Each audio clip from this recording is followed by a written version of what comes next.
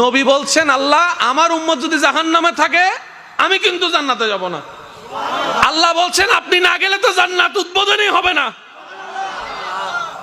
এবারে মামলা কি দাঁড়ালো? আল্লাহ পাক বলে যে আমি তাহকামুল হাকিমিন নিজেকে বলেছি, বিচার না করলেও তো জিনিসটা সুন্দর হয় না। অনবী একটা কাজ করেন, ওয়ালা সৌফা ইউতিকা রাব্বুকা ফাতারদাত, আমি কাউকে বলি নাই, আপনাকে না বলেছি। ওমা আরসালনাকা ইল্লা রাহমাতাল লিল আলামিন, কারো সম্পর্কে নাজিল করি নাই, আপনাকে দিয়েছি।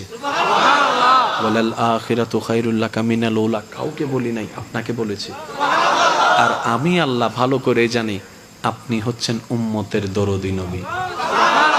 আপনি নিজের জন্য কাঁদেন নাই, সন্তানের জন্য কাঁদেন নাই, পরিবারের জন্য কাঁদেন নাই, নাতির জন্য কাঁদেন নাই, যত কেঁদেছেন জীবনে সবকিছু উম্মতের জন্য। এমনকি হাসরের ময়দানে যখন সর্বপ্রথম আমাদের নবীকে আল্লাহর হুকুমে তোলা হবে, আমাদের নবী উঠেই জিব্রাইল আলাইহিস সালামকে প্রথম প্রশ্ন করবে, ও আমার ভাই জিব্রাইল, আমার উম্মতগুলা কোথায়? আইনা উম্মতি, আইনা উম্মতি, আমার উম্মত কোথায়, আমার উম্মত কোথায়, আমার উম্মত কোথায়?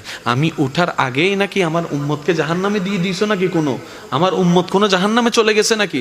জিব্রাইল বলবে, ইয়া রাসূলুল্লাহ, প্রথমেই আপনাকে তোলা হয়েছে, এখনো আর কাউকে তোলা হয় নাই, প্রথমেই আপনি উঠেছেন। আমার নবী বলবে, আমার উম্মতগুলা কোথায়? জিব্রাইল বলবে, ইয়া রাসূলুল্লাহ, এখনো তারা উঠে নাই, উঠবে একটু পরে। নবী দৌড়াই চলে যাবে আল্লাহর রহমতের দরবারের দিকে। সিজদায় যে পড়বে একটাই কথা থাকবে, রব্বি হাবলি উম্মতি, রব্বি হাবলি উম্মতি।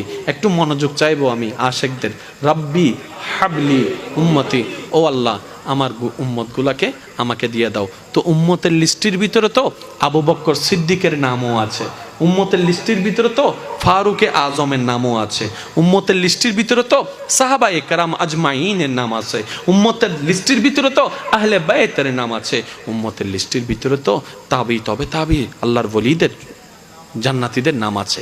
এবার আল্লাহ পাক বলবে, আপনি যে বললেন রব্বি হাবলি উম্মতি, উম্মতকে দেওয়ার জন্য আপনি কে আবু বক্করের কথা বলছেন?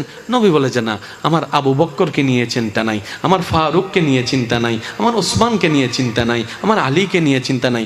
ও আল্লাহ, আমার উম্মতের ভিতরে যারা জাহান্নামের অধিবাসী হবে ওই উম্মতগুলোকে আমাকে দিয়ে দাও।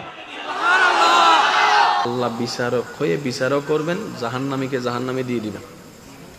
আহকামুল হাকিমের দায়িত্ব শেষ। এবার নবীকে আল্লাহ সিজদায় যাওয়ার অনুমতি দিয়ে সুপারিশ করাবেন। নবীর সুপারিশ কবুল করতে করতে নবীর উম্মতকে, আল্লাহর বান্দাদেরকে জাহান্নামী থেকে জান্নাতি করে দিবেন। জগৎ জিজ্ঞেস করবে, মওলা জাহান্নামী আবার জান্নাতি হয় কেমনে?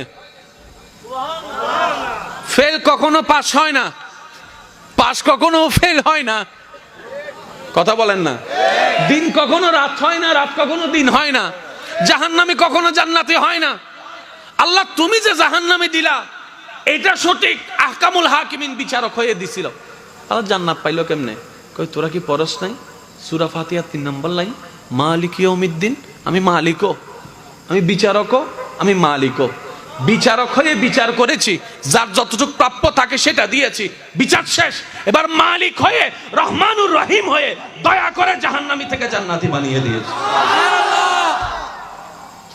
আল্লাহ আমাদেরকে সে নিয়ামত অর্জন করার তৌফিক দান।